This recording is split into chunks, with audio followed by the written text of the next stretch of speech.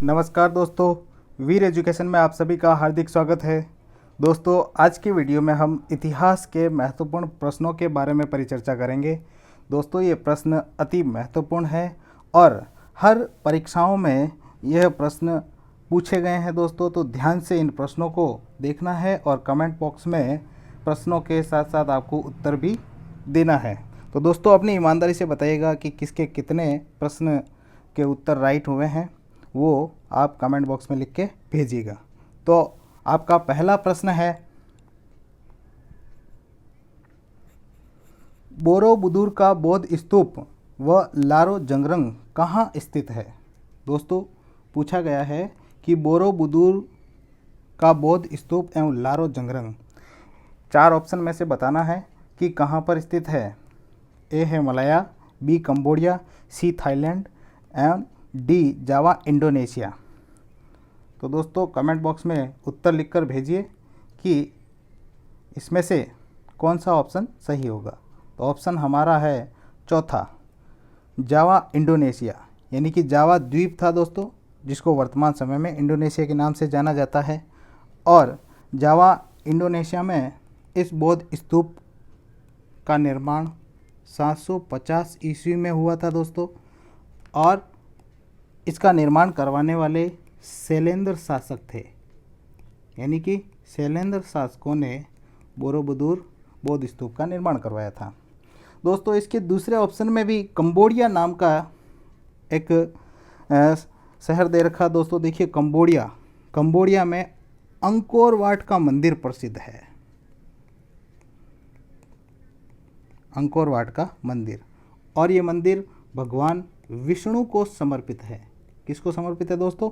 विष्णु को। ये भी प्रश्न कई दफ़े पूछा गया दोस्तों। आगे बढ़ते हैं दूसरे प्रश्न की तरफ। दूसरा प्रश्न आपकी स्क्रीन पर, कंबोज स्थित अंकोर वाट के विष्णु मंदिर का निर्माण किसने करवाया था।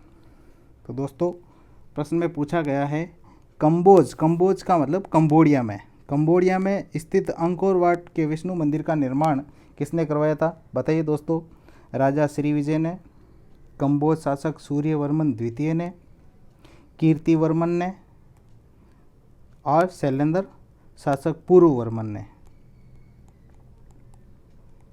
तो बताइए दोस्तों, इनमें से सही ऑप्शन कौन सा होगा कि कंबोज के कौन से शासक ने निर्माण करवाया था अंकोर वाट के मंदिर का।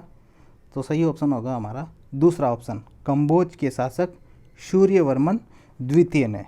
और कब करवाया था दोस्तों इसका निर्माण? 1105 ईस्वी में इसका निर्माण करवाया था दोस्तों। हमारा नेक्स्ट प्रश्न है दोस्तों, आपकी स्क्रीन पर देखिए, खजुराहो मंदिरों का निर्माण किस शासक ने करवाया था। बताइए दोस्तों, चंदेल शासक यशोवर्मन ने, गढ़वाल शासक गोविंद चंद्र ने, चौहान शासक विग्रहराज ने, और राष्ट्रकूट शासक दंतीदुर्ग ने। तो इनमें से कौन सा ऑप्शन सही है दोस्तों? खजुराहो मंदिर का निर्माण किस शासक ने करवाया था। तो दोस्तों, खजुराहो मंदिर का निर्माण चंदेल शासक यशोवर्मन ने करवाया था। पहला ऑप्शन इसमें हमारा बिल्कुल सही है दोस्तों, खजुराहो मंदिर। और दोस्तों, इसमें एक महत्वपूर्ण तथ्य है इस प्रश्न के बारे में कि 1986 में खजुराहो मंदिर को यूनेस्को की विश्व धरोहर के रूप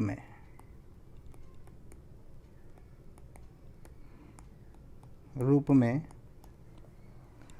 लिया गया, यानी कि इसे विश्व की धरोहर बनाया गया। तो दोस्तों, ये भी तथ्य बड़ा महत्वपूर्ण है, याद रखना इसे भी। आगे बढ़ते हैं चौथे प्रश्न की तरफ। आपकी स्क्रीन पर चौथा प्रश्न, वह राष्ट्रकूट शासक जिसने एलोरा के प्रसिद्ध कैलाश मंदिर का निर्माण करवाया था। तो दोस्तों, बताइए, एलोरा के प्रसिद्ध कैलाश मंदिर का निर्माण किस शासक ने करवाया था? दंतीदुर्ग ने, कृष्ण प्रथम ने, ध्रुव ने, या इंद्र तृतीय ने। तो कौन सा ऑप्शन सही होगा दोस्तों? सेकंड ऑप्शन, कृष्णा प्रथम ने। और ये किस वंश का शासक था दोस्तों? राष्ट्रकूट वंश का शासक था। किसका था? राष्ट्रकूट का। तो दोस्तों, एक प्रश्न यहाँ पर और बनता है कि एलोरा की जो गुफाएं हैं वे कहाँ पर स्थित है।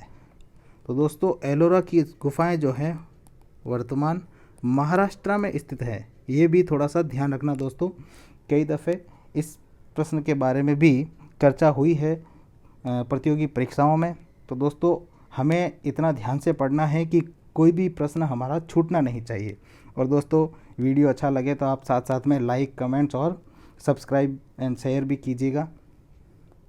आगे बढ़ते हैं। हमारा 5वां प्रश्न है, जिस राजा ने कलिंग नहर खुदवाई वह किस वंश का था?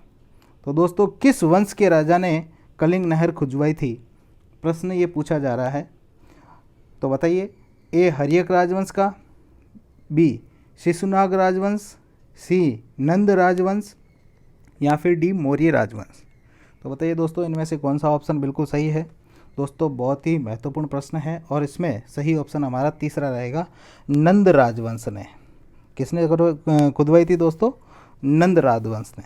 दोस्तों इनमें से कुछ महत्वपूर्ण है कि इन जो हर्यक वंश, शिशुनाग वंश, नंद राजवंश और मौर्य वंश है, इनके संस्थापकों के बारे में भी अधिकतर पूछा जाता है। तो थोड़ी इसके बारे में भी चर्चा कर लेते हैं दोस्तों। हर्यक वंश की स्थापना बिंदुसार ने की थी। किसने की थी दोस्तों? याद रखना, बिंदुसार ने।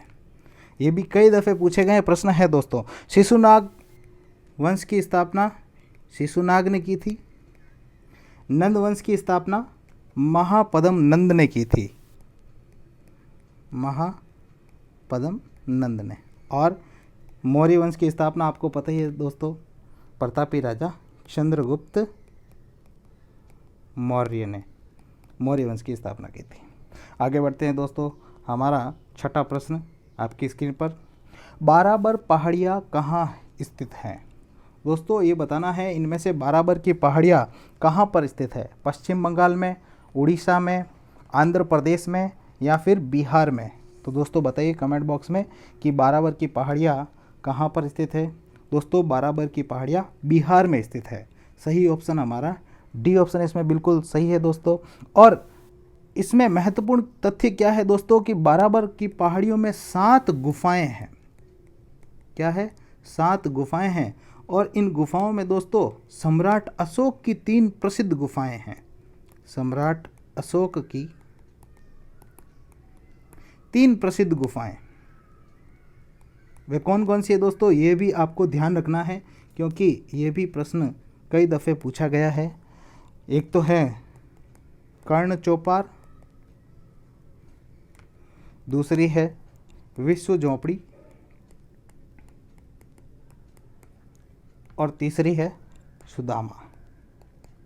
तो ध्यान रखना दोस्तों, यह प्रश्न भी कई दफ़े पूछा गया है। आगे बढ़ते हैं 7वें प्रश्न की तरफ।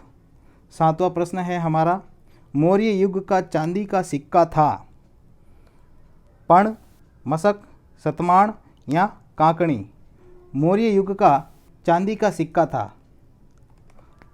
पण, मशक, शतमाण या कांकणी? तो बताइए दोस्तों कौन सा ऑप्शन सही होगा? चांदी का सिक्का दोस्तों ए ऑप्शन इसमें बिल्कुल सही है, पण था। क्या था? पण था। और दोस्तों मशक जो था वह क्या था? मशक कौन सा सिक्का था? मशक तांबे का सिक्का था। मशक तांबे का सिक्का था। यह भी ध्यान रखना है दोस्तों आपको। और देखिए दोस्तों मौर्य युग में राजकीय जो टकसाल होती थी, राजकीय टकसाल, इसके अध्यक्ष को क्या कहा जाता था दोस्तों? ध्यान रखना, इसके अध्यक्ष को क्या कहा जाता था? तो इसके अध्यक्ष को लक्षणा अध्यक्ष कहा जाता था। क्या कहा जाता था दोस्तों? लक्षणा अध्यक्ष। ये भी महत्वपूर्ण है। आगे बढ़ते हैं दोस्तों 8वें प्रश्न की तरफ। सप्तपर्णी गुफा में कौन सी बौद्ध महासंगति हुई थी? या सप्तपर्णी गुफा में कौन सी बौद्ध महासंगति सरंक्षक के रूप में थी? यानी कि कौन सी बौद्ध संगति हुई थी सप्तपर्णी गुफा में दोस्तों, ये बताइए। प्रथम, द्वितीय, तृतीय या चतुर्थ? तो इनमें से कौन सा ऑप्शन सही है दोस्तों? प्रथम बौद्ध संगति हुई थी। कब हुई थी दोस्तों? 483 ईसा पूर्व में। और इस समय शासक कौन थे? अजातशत्रु। कौन थे दोस्तों? अजातशत्रु थे। और इस बौद्ध संगति के अध्यक्ष कौन थे? अध्यक्ष थे दोस्तों महाकश्यप। कौन थे? महाकश्यप। दोस्तों इसके बारे में थोड़ी सी चर्चा कर लेते हैं कि 4 बौद्ध संगतियाँ हुई है जिन्हें हम क इस नाम से जान सकते हैं। अ का मतलब होता है दोस्तों अजातशत्रु, का मतलब होता है कालाशोक, अ का मतलब होता है अशोक और क का मतलब कनिष्क। तो इन 4 सम्राटों के शासनकाल में बौद्ध संगतियों का आयोजन हुआ था। आगे बढ़ते हैं दोस्तों। हमारा 9वां क्वेश्चन, किस संप्रदाय की प्रारंभ में या किस संप्रदाय को प्रारंभ में, यहाँ पर को है दोस्तों, निर्ग्रंथ कहा जाता है? किस संप्रदाय को प्रारंभ में निर्ग्रंथ कहा जाता था? बौद्ध, जैन, आजीवक या पाशुपत? तो बताइए दोस्तों, किसे निर्ग्रंथ कहा जाता था? जैन धर्म को। किसको कहा जाता था? जैन धर्म को। आगे बढ़ते हैं दोस्तों। 10वां प्रश्न है, पार्श्वनाथ की शिक्षाओं में महावीर ने जोड़ा सत्य, अस्तेय, अहिंसा या ब्रह्मचर्य?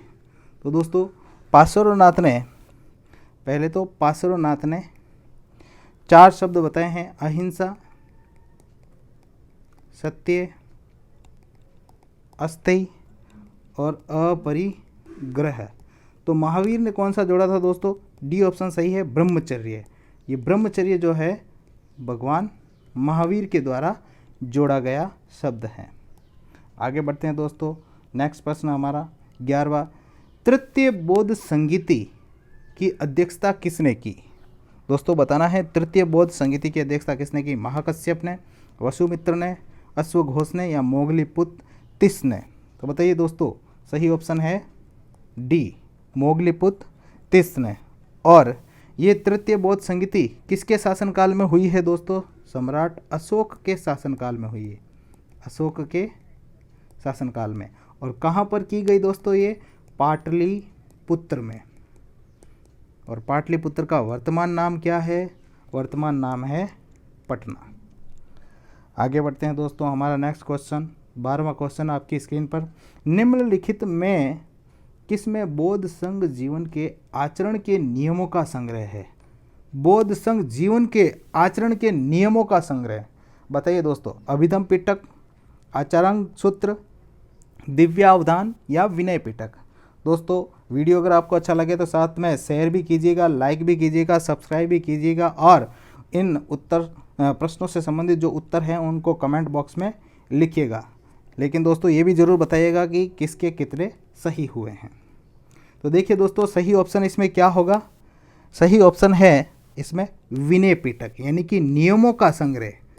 आचरण और नियम इसमें विनय पिटक में बताए गए हैं दोस्तों। और अभिधम पिटक में, अभिधम पिटक में क्या बताया गया है दोस्तों? आध्यात्मिक दर्शन का विवेचन किया गया है। दोस्तों भगवान बुद्ध के जो 3 अलग अलग संग्रह थे, विनय पिटक, अभिधम पिटक और सूत पिटक, ये भी ध्यान रखना है दोस्तों आपको। आगे बढ़ते हैं हमारे 13वें प्रश्न की तरफ। जैन धर्म के 23वें तीर्थकर कौन थे? बताइए दोस्तों, जैन धर्म के 23वें तीर्थकर कौन थे? ऋषभदेव, नेमिनाथ, पार्श्वनाथ या महावीर स्वामी? तो सही ऑप्शन होगा दोस्तों पार्श्वनाथ। कौन थे? पार्श्वनाथ 23वें तीर्थकर थे। और महावीर स्वामी जो है वे 24वें तीर्थकर थे। कौन से थे दोस्तों? याद रखना, 24वें तीर्थकर। और भगवान ऋषभदेव ने क्या किया? जैन धर्म की स्थापना की थी। आगे बढ़ते हैं दोस्तों। हमारा 14वां प्रश्न है, महाअभिनिष्क्रमण क्या है? दोस्तों ध्यान रखिएगा, प्रश्न में पूछा गया महाअभिनिष्क्रमण। तो आपको ये ध्यान होना चाहिए कि महाअभिनिष्क्रमण किस महापुरुष से, यानी कि किस महापुरुष या देवता से संबंधित है? महावीर या भगवान बुद्ध? तो पहले तो आपको ये जानना जरूरी है। तो दोस्तों महाअभिनिष्क्रमण जो है भगवान बुद्ध से संबंधित है। किसे कहते हैं? इन 4 ऑप्शन में से बताना है आपको। महावीर द्वारा महाप्रस्थापन, तो ये तो नहीं होगा। महावीर द्वारा भौतिक जगत परित्याग, ये भी नहीं होगा क्योंकि दोनों में ही महावीर आए हुए हैं। तीसरे में बुद्ध द्वारा दिया गया प्रथम धर्मोपदेश, क्या ये होगा? तो दोस्तों धर्म उपदेश धर्म चक्र प्रवर्तन कहलाता है। तो हमारा डी ऑप्शन इसमें सही है दोस्तों। बुद्ध द्वारा भौतिक जगत का त्याग यानी गृह त्याग जो किया इन्होंने, इसे महाभिनिष्क्रमण कहा जाता है। ये भी ध्यान रखना दोस्तों। आगे बढ़ते हैं। हमारा आज के वीडियो का अंतिम प्रश्न है दोस्तों। वीडियो को लाइक शेयर एंड सब्सक्राइब जरूर कीजिएगा ताकि और अच्छे प्रश्न आपके सामने प्रस्तुत कर सके। बुद्धकालीन गणराज्यों में सबसे शक्तिशाली गणराज्य कौन सा था? बताना है दोस्तों। कपिलवस्तु के शाक्य, रामग्राम के कौल्य, कुशीनारा के मल्ल या वैशाली के लिच्छवी। तो कौन थे दोस्तों? सही ऑप्शन है हमारा इसमें डी, वैशाली के लिच्छवी जो थे वे बुद्धकालीन गणराज्य के शक्तिशाली शासक थे। तो दोस्तों आज का वीडियो हमारा यहीं समाप्त होता है। वीडियो को लाइक कीजिए, शेयर कीजिए एंड सब्सक्राइब कीजिए। अगले वीडियो के लिए आप सभी को नमस्कार, धन्यवाद।